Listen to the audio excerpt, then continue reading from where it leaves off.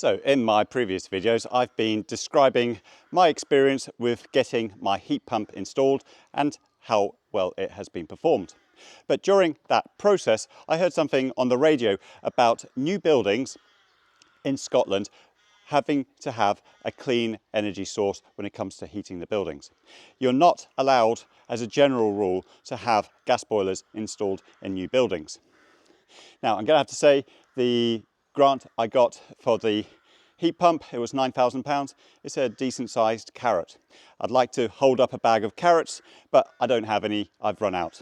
And maybe that is an appropriate metaphor in this instance. Governments eventually run out of carrots. What they don't run out of, however, are sticks. This here is a big stick.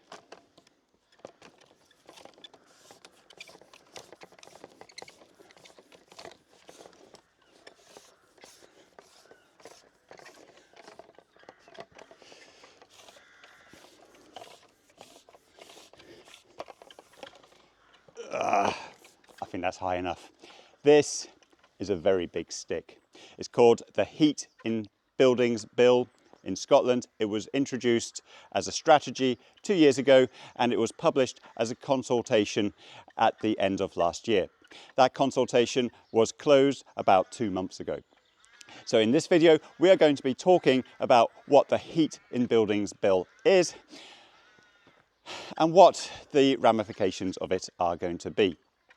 Now, if you haven't watched my previous videos, my name is Anthony. I own a 9 kilowatt solar panel array, and pretty much most of my house, the vast majority of my house functions are all electrified.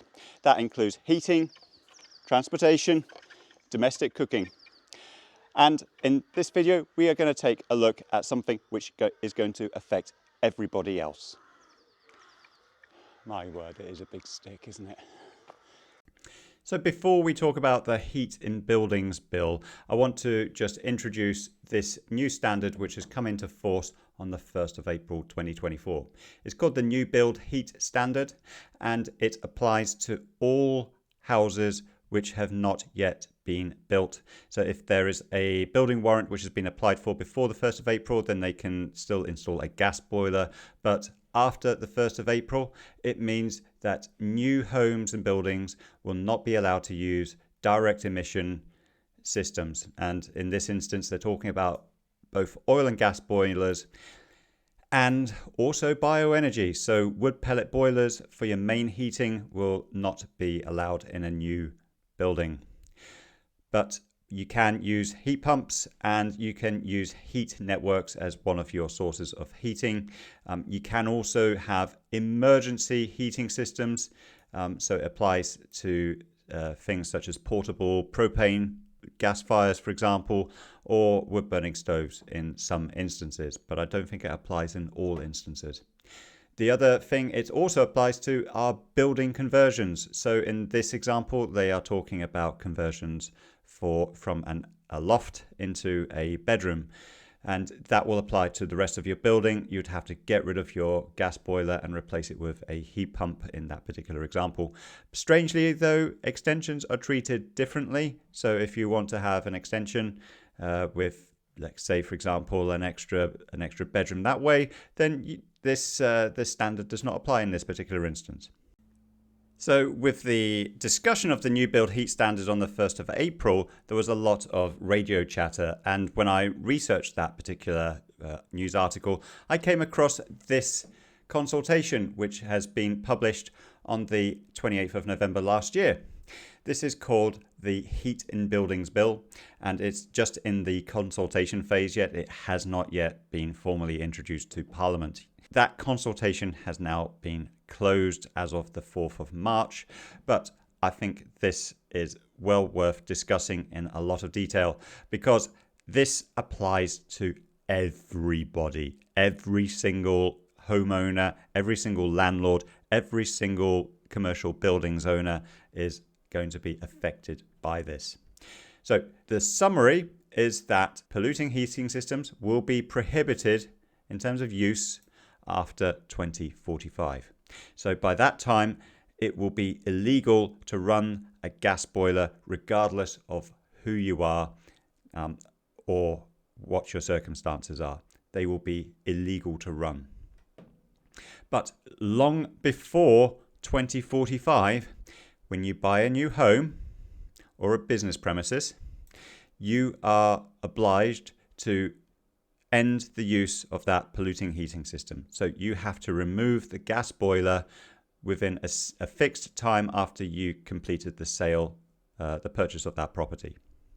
So it does not apply to sellers of properties, it applies to the buyers of properties.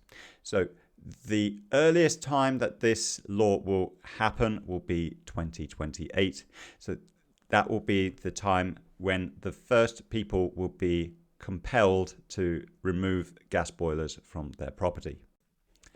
So the other stipulation in this law that compels people to end use of their gas boilers or their oil-fired boilers is if a heat network becomes available in their neighborhood. So a heat network is basically underground hot water pipes. You have a flow and return pipe and you have a heat exchanger inside your property where your central heating water will collect heat from the hot water which is flowing outside your property. They are very popular in Denmark, and it means that your emission sources could be somewhere else altogether if you have emission sources for this hot water heat network. So what it compels you to do is that it compels you to end the use of your heating system if a heat network becomes available in your neighborhood. It does not compel you, however, to connect to that heat network. So you do have the option, of course, of having your own heat pump. So this connection here for the heat network, it is entirely optional, but the ending of your gas boiler use is compulsory. One other thing that's worth noting in this law is that this bill only applies to main heating systems only. So if, for example, you have a wood-burning stove, then you will not be compelled to remove that wood-burning stove. In this example, they've used bottled gas heaters to illustrate that you still need some form of heating when the power goes out. So bottled gas heaters and also gas cookers, they will not be banned after 2045. There is another piece of legislation here. They will compel homeowners, all homeowners, regardless of whether you're moving house, to make sure that your house is of a minimum energy efficiency standard by 2033. And for landlords, that applies to 2028. Now, this law, it only applies to private dwelling houses. It does not apply to social housing. That is subject to a separate standard, which is equivalent in standards to what this is. And it does not apply to commercial buildings. Now, it does not define what that minimum energy standard is. It's not as simple and straightforward as saying you should be EPC rated at C or above, for example. It applies mainly to the insulating building fabric. So we are talking, as an example, of having loft insulation upgrades, draft proofing, upgrades to your heating controls, hot water cylinder insulation, and insulation for your cavity walls and suspended floors. Now, for a semi-modern building, 40-year-old or less, these things are relatively straightforward to apply. But if you've got an old stone building, realistically, the only things you can apply are loft insulation, draft proofing, heating controls, and hot water cylinder insulation. Most people have done all of that kind of stuff already. The really hard stuff is going to be where you've got a solid floor instead of a suspended floor. That won't, you'll be exempt from these requirements. And if you've got a solid wall instead of a cavity wall, again, these requirements will not apply to you because they're deemed to be too expensive and therefore unpopular. So it's not a particularly ambitious minimum standard from what they're suggesting here. So the next obvious question is, why is this bill being introduced? So the reason this bill was introduced is because of higher level legislation. It's called the Climate Change Emission Reduction Targets Scotland Act in 2019. And it requires Scotland to reach net zero by 2045. And it requires Scotland to reach a 75% reduction in emissions by 2030. Now, those people who have been watching the news recently will know that the Scottish Government have recently abandoned this pledge to reach a 75% reduction in emissions. The fact of the matter is that this consultation was introduced by Patrick Harvey. There was a heat in building strategy which preceded this consultation. And Patrick Harvey is a member of the Green Party, and there is no longer a coalition with the Green Party in the Scottish Government. So what happens to this bill as a result is unknown, but it hasn't been withdrawn. It's still in consultation. It's still in motion. The bill highlights that 5,000 people per year are installing heat pumps, and there are about 33,000 buildings which are connected to heat networks. So if you go into this section of the consultation, they make point of the fact that there are about 100,000 house sales in Scotland during the year 2022 to 2023. So it stands to reason that they want to have about 100,000 heat pump installations a year, or more than that if necessary. So that is what they're targeting, and we're currently running at around 5,000 installations per year in spite of the grants and the loans which are available at preferential rates. What you can see here is that there's 2 million properties on mains gas, 262,000 properties on electricity, and all the rest are oil, LPG and solid materials. So to get these 2 million properties onto electric heat pumps, for example, you're going to need to achieve 100,000 conversions per year over the next 20 years to make that possible. And this is the scale of the challenge ahead of us in order to achieve net zero by 2045. So now that we know why the bill is being introduced, the question is going to be, how are they going to ensure compliance with this law should it come into effect?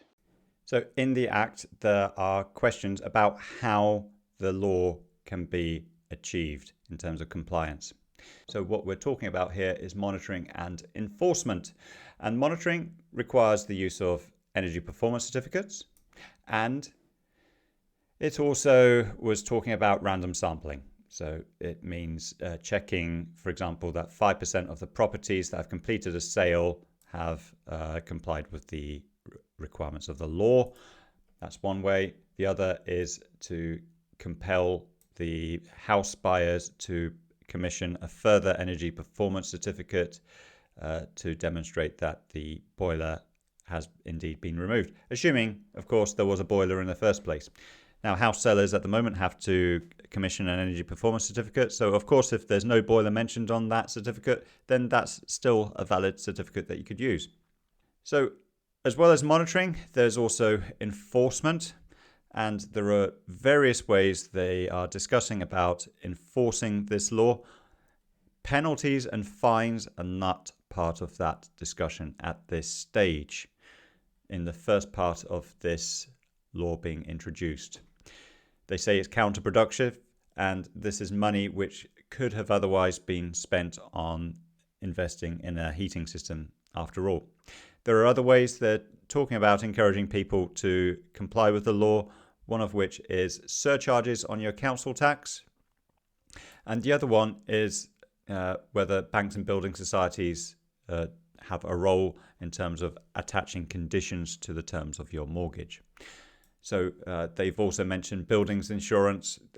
It could potentially be a general condition that your house is compliant with the Heating Buildings Scotland Act when it comes to taking out buildings insurance. So these are methods which are being discussed at the moment in terms of this consultation. Now, before I start talking about my own opinions, one of the things I want to talk about are the consequences of this law should it come into effect. In 2028, just 4 years' time, Some of the first people to be affected by this bill, should it become law, will be first-time buyers. They will be compelled pretty much straight away to upgrade their property, get rid of the gas boiler and put in a heat pump or connect it to a hot water network. That is going to be an additional burden on top of their already stretched finances when it comes to buying that property in the first place. They are financially vulnerable, but I will say that there are grants and loans available. At the moment, this heat pump here in a rural area, it got a £9,000 grant. If you live in an urban area which is connected to a mains gas network, you will be eligible at the moment to a £7,500 grant. Additionally, you've got interest-free loans to bring your total funding up to £15,000. And that should be, and I emphasize the word should, it should be enough to support a first-time buyer. But whether that first-time buyer does feel supported or not, or whether they perceive that to be sufficient support, that's another matter altogether. The other consequence which is likely when it comes to having a compulsion to get rid of a gas boiler is that the impact on the value of your property is going to be adversely affected. If you have to do work on a property straight away, then you're probably going to see the value of that property as being worse than what it would be without that work needing to be done. That applies to properties anyway. If they need any kind of serious upgrade, such as a leaky roof, for example, a leaky roof will always fetch a lower value than a property which has got a roof in good working order. So what do I think of this bill? Well, this is where matters of opinion come into play now. I think the bill is ambitious, and if you want to achieve these climate emissions reductions, it is necessary. And it's necessary that the general public are given a bit of a push along the way. There have been incentives by governments in the past to improve insulation in our houses. When I bought this house in 2009, we had buy one roll of loft insulation and get 2 rolls free, for example. That initiative disappeared and it was replaced by a very unpopular initiative. It was called the Green Deal. And the idea was that you could get home energy improvements done to your property, and the loan for that was applied to your electricity bill. And the idea was that your savings in your electricity bill would be greater than the loan repayments on that investment. No one took it up. The interest rates were terrible. And now we're here in 2024, and now we've got some bigger sticks which are being brought into play here. So, all told, I think there's going to be a lot of public resistance to this. The benefits of heat pumps are not widely communicated, and they're not widely understood by the general public. There is, in addition, plenty of stories of bad performance from bad installations. So there is a lot of work to get the public on side, and what I want to discuss later on in this video is some of the methods that the government can do to improve public support, and what situations will naturally come as well. But when it comes to public support, just as a much more recent example, the adoption of electric cars has not accelerated since I bought my electric car over 2 years ago, 2.5 years ago. So at the end of 2021, the uptake of electric cars was about 15% of all new cars, and now it's about 17%. It should have been on an exponential trajectory by now, and that hasn't happened. And what it demonstrates is that confidence in new technologies is a very fragile thing. And that applies as much to heat pumps and other zero-emission heating systems as it does to electric cars. But there are ways to improve confidence. We want to discuss that in a bit more detail. Let's go and take a look. So one of the obvious things that a government can do to improve support for this bill is to reduce the price of electricity. There are social and environmental tariffs which apply to your electricity bill, but they do not apply to your gas bill. You can move those social and environmental tariffs from your electricity bill to the gas bill. And that will make your gas price more expensive, it will make your electricity price cheaper, and if you have a cheaper electricity price, then you will get more support for electrical forms of heating in the country. As it is, the social and environmental tariffs which apply to a retail electricity bill account for about 7% of a typical electricity bill. There is also something which is applied to business electricity bills called the climate change levy, and there the tariffs are more equally applied between your business electric and business gas tariff. I have to say, that's a massive spider. Look at that. I think my girlfriend would absolutely freak out at that spider. We've never seen spiders like that inside our house. I don't know what kind of spider that is. That's interesting.